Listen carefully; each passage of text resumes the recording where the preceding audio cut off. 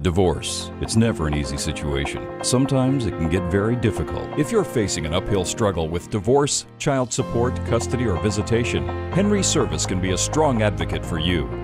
You'll get the experience of an attorney who understands your need for aggressive representation. Consultations are free, so call today. No matter what your situation, sooner or later you'll need service. The Service Law Offices of Kansas City. Call today for a free consultation, 816-286-4140.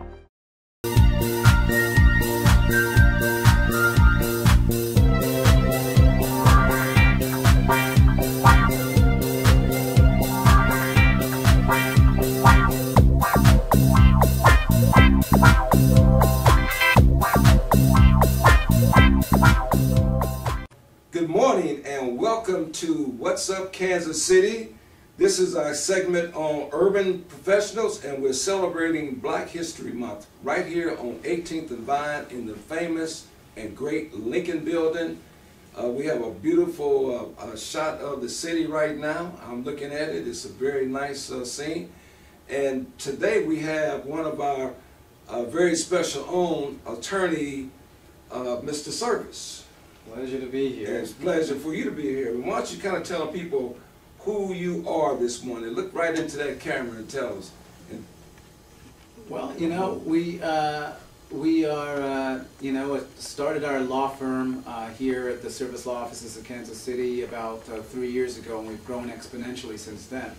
I am an attorney, of course. I have a background. I started my legal career as an assistant district attorney in Ohio. In fact, I was a criminal prosecutor there. I worked at domestic violence docket, prosecuting generally male offenders who committed, and sometimes women who committed domestic violence against their spouse or somebody within their household. I moved out to the Midwest when I was hired as an assistant district attorney here. What I did was adult prosecutions, juvenile prosecutions, and what they call the SINC docket, which is child in need of care. And that's a docket where children, may not have necessarily violated a traditional law, but for example, if they were truant from school, if they, were involved in certain sexual activities and they were minors, I helped the judges adjudicate those on my docket. Once I was finished there, I was hired actually here in Kansas City for one of the premier law firms, Shakardi & Bacon. Shakardi & Bacon, as you know, has got a reputation for defending tobacco companies, and at the time that's what they did primarily, was tobacco defense, and I was on their written discovery response team. And the written discovery response team's job was to respond to the tons and tons of litigation that we got from the public, saying that cigarettes were a dangerous, addictive product, and that we should compensate them for smoking that dangerous product. And so I learned great litigation skills on the corporate side there. Mm-hmm. As you know, at some point the attorney generals of the country ganged up on the tobacco industry and made them pay $600+ billion in settlement money to them. And so, I believe the industry is changing. I don't think the industry standard is that it doesn't cause cancer anymore, is that it does, and then you should stop smoking. Well, let me ask you this. Now, you are, where is your home? Where are you from? I was born in England, actually, and I was raised in Canada. And I just sort of came over to the United States to go to school, and ended up staying here. Now, your family lives in Canada? Well, my family is very diverse. It's all over. My mother and dad were born in Jamaica, Manchester, Jamaica. Okay. They immigrated to England, and that's where I was actually born. And then from there we immigrated to Canada, and that's where I was raised. So I have families scattered between England, Jamaica, and Canada, and so they're just all over. And I have a few relatives here in the United States now. So do you have dual citizenship? I actually have tri-citizenship. I have a Canadian, a British citizenship, and a U.S. passport as well. So, you know, it's the order in which you renounce your citizenships. You're allowed to, you know, they don't really take your passport away. So in terms of my citizenship, I would say I'm a U.S. citizen, but I hold all 3 passports, including a Jamaican, so actually 4 passports. So. Very good. So. Now, and you went to school here in the States. My undergraduate education is in Canada. I went to the University of Alberta in Edmonton, Alberta, Canada, and from Edmonton, Alberta, Canada, that's after I finished my undergraduate education, I moved up here to go to law school. And you went to law school where about? I went to 2 law schools. One was in Ada, Ohio. It's the Claude W. Pettit College of Law. It's Ohio Northern University College of Law, basically. And out of my first year, I did pretty well, so I decided, you know, at the time I was thinking I wanted to rule the world, and for that, the conventional knowledge was that you had to have like a Tier 1 law school on your resume. And so I applied to various Tier 1 schools, included Harvard and Yale. And actually, Brooklyn Law School was the only one that came knocking. So I'm sure my letter from Harvard and Yale is still coming, but I ended up at Brooklyn Law School, and I had a great experience there, and ended up finishing out the majority of my law school there. Well, that's your homeboy. Mr. Nelson is from New York. Oh, well, great. You know, I enjoyed New York. It was, you know, especially for a Canadian boy coming up from the Midwest of Canada, coming to the United States. I don't think people realize a lot of foreigners, when they think about the United States, they think about New York or California. And so my idea of coming to the States was to go to New York, and I ended up in the Midwest, and I thought, well, it's cold like Canada in Ada, Ohio, where I was, and people seem to be about the same. But when I got to New York, it was bright lights and big city, and I was, you know, this was the States for me. I was like, this is great, you know, the skyscrapers, the busyness, the partying. I had such a good time. That's very good. Now, are you married? I am married. I am married to a wonderful wife. Her name is Kimberly, and we have a couple kids together. A couple of kids? Yes. And how old are they? Well, one, my oldest, is from a previous relationship I've had. He's 19. He just moved out of the house and moved. He's going to McGill University in Montreal, Canada. And I'm proud of him because that's a top university and worldwide recognized. He's running track for the McGill track team, and he's also wrestling under and doing some mixed martial arts under George St. Pierre's camp right there. And he's if you're into mixed martial arts, there's he's a Canadian mixed martial artist, probably one of the best out there, and so he's doing well. Plus, he's getting good grades. You know, he's doing some other things because, you know, in Canada it's you know, the age is 18 for everything. You know, 18 to consider you a man in Canada. So I'm sure he's getting away with some stuff that he wouldn't get away with here. But you know, he's passing and he's watch doing his well. son. So yeah, we can send him. We're gonna send him in this interview. He can pick it up on the internet. So, you know, we got our eyes on him right here on 18th and Vine. Well, Sonny boy, we're watching you. Okay. I'm sure he'll pretend to be good, but you know, as long as he's passing, you know, I gotta say I wasn't an angel in college either. He's a freshman. You know, as long as by his senior year he's doing well, I'm proud of him. Now, is that the young man I met here? Well, you met if he was about 18 at the time. Kind of tall guy, yeah. He grew a couple inches. Yeah. Yeah, he's about 6'2" now and worked out for wrestling. Yeah. Then I have a little one, Caleb. He's a great kid. I just went to his parent conferences. He's doing well in school, and you know, he's not giving me any troubles yet. He's doing some modeling and some acting, and you know, we encourage him to do whatever he wants to do. You know, we tell all our kids, you know, the world's your oyster. You can do whatever you want to do if you put your mind to it. Is he with I&I? He is with I&I. I met your son. Oh, you did? I do some work with I&I. Yeah. And I think I saw your wife and him at an event at I&I last month. Yeah, they may have been there. You know, Yeah. he does a lot of work. He's done a couple commercials. He did a national AMC ad campaign.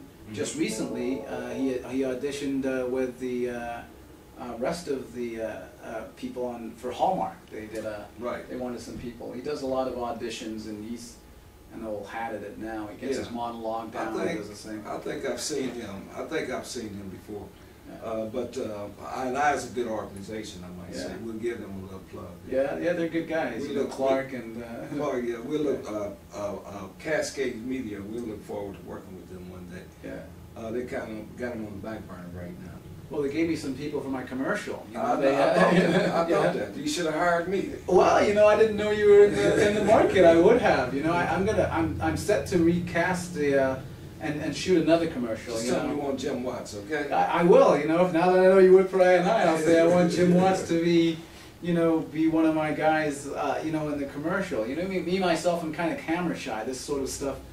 You know what? Relax, because you're doing a good thing. Because you're a part of the wave of the future, right? Oh, good. Cascade, right. Now, listen, on a serious note, we got young folks out there that we're trying to touch. And a lot of them only learn by the exposure that they can get at any means necessary. So, you know, we're trying to be a voice for these young folks. So tell them about the steps on becoming a lawyer, an attorney. Well, you know, I always tell them, like I tell my own kids, the first thing is to do well in school.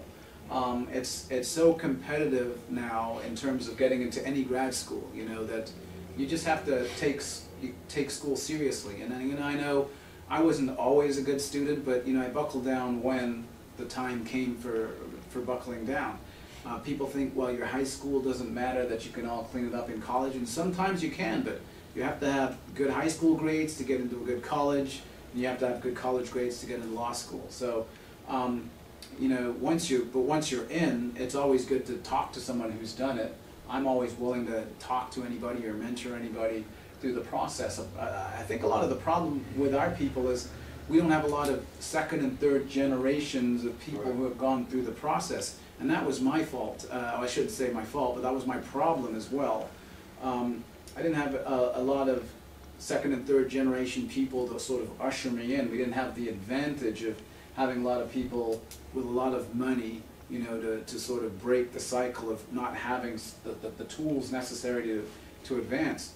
But I think we have some people in the community that are willing to, you know, to help out. I'm one of them. I mean, if you get there and you show some promise, I'm willing to help out anybody who's going through the promise, going through and exercising some initiative to sort of break that cycle. Mm-hmm. The cycle. Right. It's vicious. Yeah. If you got money already, your kids are probably in a good school already, and you're living in a better neighborhood. And if you've seen some other people and you've seen the value of education, and so you can emulate that. You know, it's you know, there's nothing wrong with our people. We are just as intelligent as any other people out here. Right. We just need, you know, some kinds of an opportunity, and we need to be able to take advantage of those opportunities when they present themselves. You know, in Canada, for example, African Canadians were, according to the Canadian census one time, the highest educated people in North America. And a lot of people don't know that. Really? You know, so they'll say, well, what's different in the water in Canada? Well, there's nothing different in the water in Canada, and Canada is no different than other places. We just have a different entrance status to Canada, and we didn't experience the same kind of historic racism as they have in the United States. They didn't experience that. People forget that, you know, people ran away. Harriet Tubman, the Underground Railway, that led to Canada. And so we had a different experience there than we had anywhere else. And it's just by luck. It's not that we've done anything to deserve that, but by the grace of God, you know, you just happen to be born in another country, then you get a different experience. But, you know, we're getting better here in the United States too. They've gotten a great experience. People are, you know, we got an African-American president. People are seeing that we can be intelligent too and run organizations. They can see that we've done you know, great accomplishments. I'm talking outside of the sports arena. You know, we've got black CEOs, big, large law firms. I myself run my own law firm, and you know, I'm just as good at this profession as anybody else. We are making changes. It's just that sometimes people expect to see that you've broken the cycle, even though we're not that far out of Jim Crow. Like, there's still people around that can tell you about Jim Crow and how it was in the old days. People think, oh, that's way, way, way back, you know. But no, if you're, it's pretty recent history. If your dad wasn't allowed to succeed, you know, he didn't have the same legacy to leave to you, as other people who had, you know, did have the right and did have all the tools to succeed. You know, from law school when I was there, I was there on my own dime. I washed dishes. I remember having a little night job where I cut open boxes at Toys R Us to the wee hours in the morning. You know, then I had to get up in the morning for school. Then I'd have to come back and actually wash the dishes that my fellow classmates would throw under this little thing where I was washing them. You know, and they would see me there. It was kind of embarrassing because, you know, they got to go to school there from, you know, with a legacy. You know, they drove up with Porsches. You know, they had BMWs, and you know, and they came in with all of the books bought already. You know, if I could get my books secondhand, I got them. But you know, sometimes I'd have to make deals with other people to borrow some books from the library and get out there and look in them. They were highlighted, pages were missing. But you know, I maybe borrow somebody's and copy them for 10 cents so I could get the pages that were missing. But you know, they went there. So you know, I don't begrudge them. That's the kind of legacy I want for my kid. You know, I don't say, you know, you're wrong for having that. They didn't do anything wrong. You know, they just grew up in a family that their dads and you know, their grandparents had a legacy to leave to their parents, who left a legacy to their parents, and now they're the beneficiaries of that. My kid, he's the same way now. He gets to go to McGill University, you know, and he gets to you know, be on the track team because he went to a nice school and he got some great education. I send him money to go to school and he doesn't have to work. I wish he would, but you know, he doesn't. He's not working, but you know, it's not hurting him that he's not, and he doesn't have to get the old books. He can get whatever, you know, whatever's on the menu of things that help you be successful. And I'm going to do that for my 8-year-old too. He doesn't know a world where you know, there's any kind of difference between him and anyone else. You know, in fact, in his mind, this is how it is for everybody. You know, and as he gets older, I want to introduce him to the concept that that's not like that for everybody, and that he's unique in terms of having some of the benefits that I wish I had when I was his age. Mm-hmm. Well, just bring him down on 18th and Vine. What brought me down here? No, I said bring him down to 18th. Oh, well, you know, he comes down. I seen him down there. He comes down, he runs around. That's good exposure for him. He takes candy out of my candy bowl. Yeah, you know? yeah. He likes it. If you ask him what his dad does, you know, he'll tell you that I'm a lawyer, and you know, unfortunately, he says, you know, he always leaves a caveat. He says he helps bad guys too.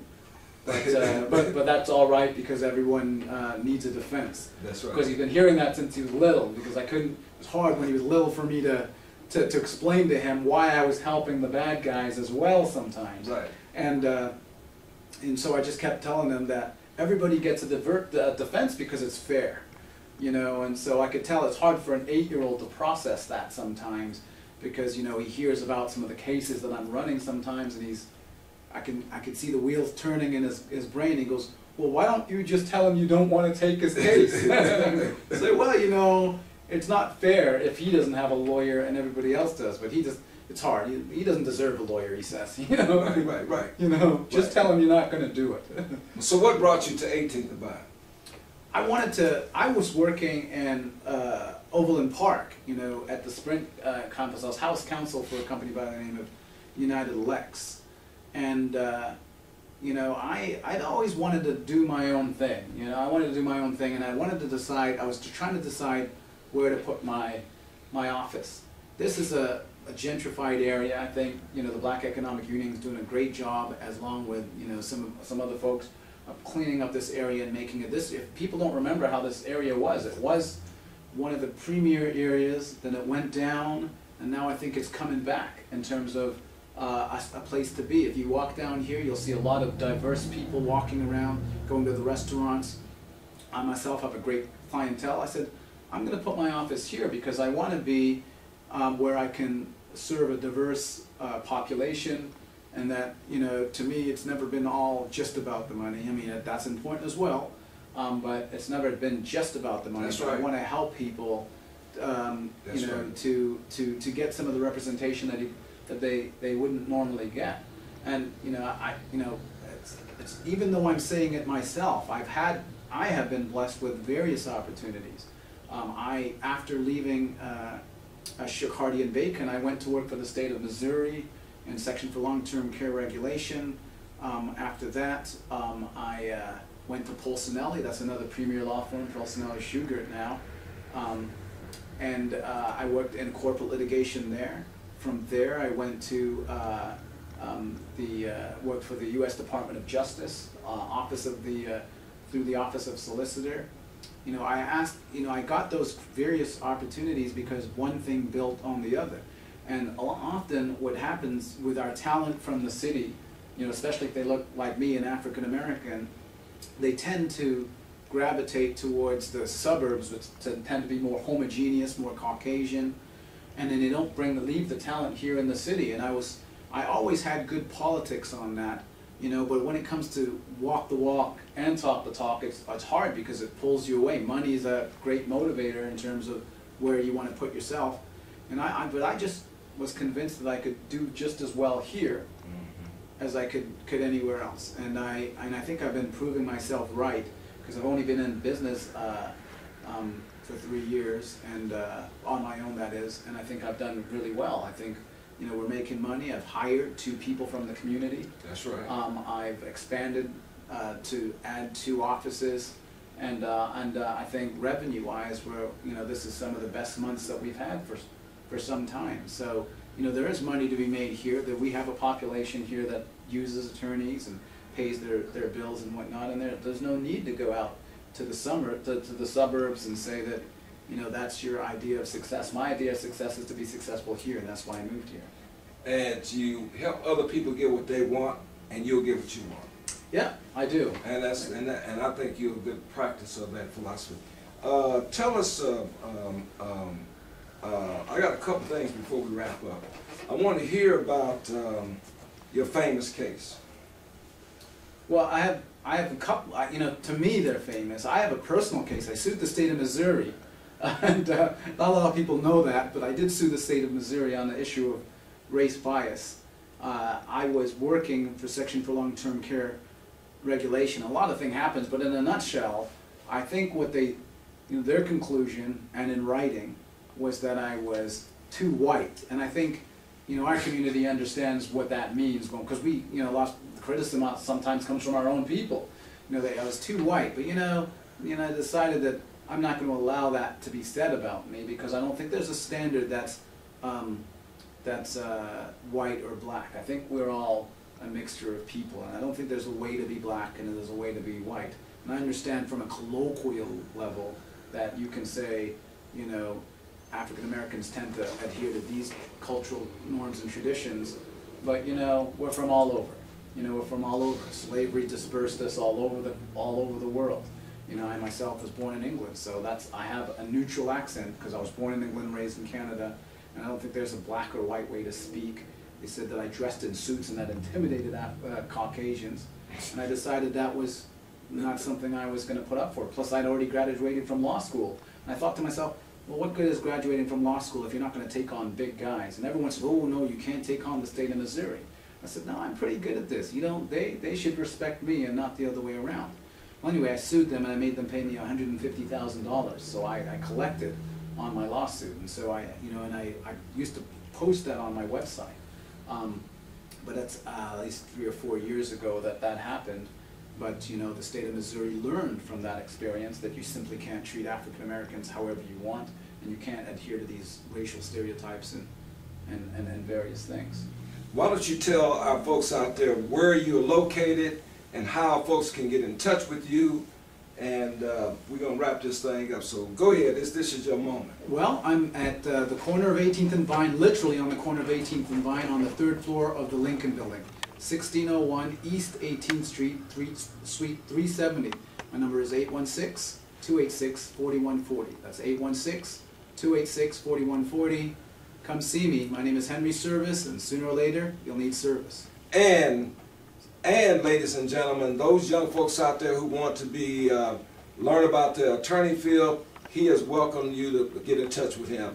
Years ago in this area, I grew up as a kid. I tell people this all the time, and Mr. Service is a good example of that. Is to look sharp, is to be sharp, and welcome and thank you, Kansas City. Take care. All right.